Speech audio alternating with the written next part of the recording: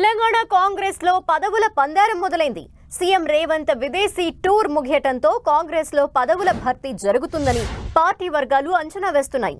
ఈ నెల 17, 18 తేదీల్లో మంత్రివర్గ విస్తరణ, పీసీసీ ఎంపిక, నామినేటెడ్ పదవుల భర్తీకి సంబంధించి నిర్ణయం తీసుకునే అవకాశం ఉన్నట్టు చెబుతున్నాయి.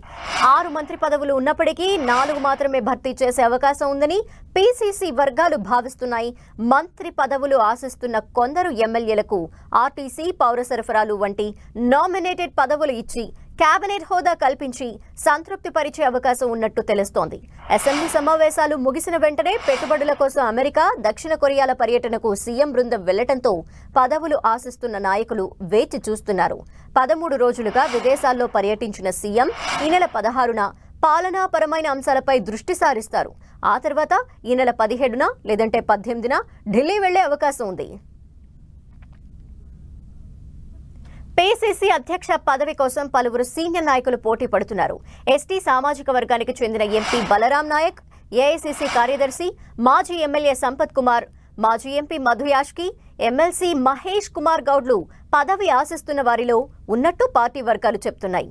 పీసీసీ చీఫ్ గా బీసీ సామాజిక వర్గం నుంచి మధు యాష్కి గౌడ్ పేరు దాదాపు ఖరారైనట్టు తెలుస్తోంది.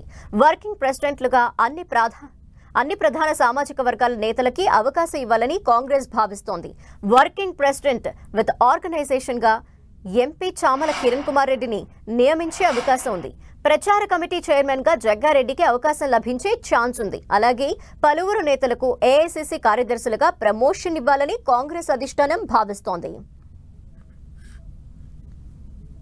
మరోవైపు మంత్రివర్గంలో స్థానం కోసం ఏఐసీసీ కోటా కింద Munugode MLA Komatireddy Rajagopal Reddy, Bodhan MLA Sudarshan Reddy, Ibrahimpatnam MLA Malreddy Rangareddy, Mancherial MLA Prem Sagar Rao, Makthal MLA Srihari Mudiraj, Chennur MLA Vivek వెంకటస్వామితో పాటు మరికొంతమంది ఎమ్మెల్యేలు పోటీ పడుతున్నారు. అయితే 6 మంత్రి పదవులు భర్తీ చేసే అవకాశం ఉన్నా 4 మాత్రమే ఇప్పుడు భర్తీ చేసే యోచన కనిపిస్తోంది.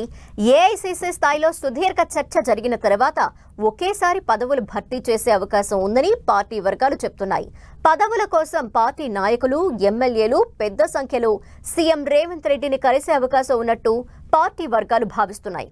స్థానిక సంస్థల ఎన్నికల తర్వాత మరికొన్ని పదవులిచ్చే ఆలోచనలో హైకమాండ్ ఉన్నట్టు సమాచారం.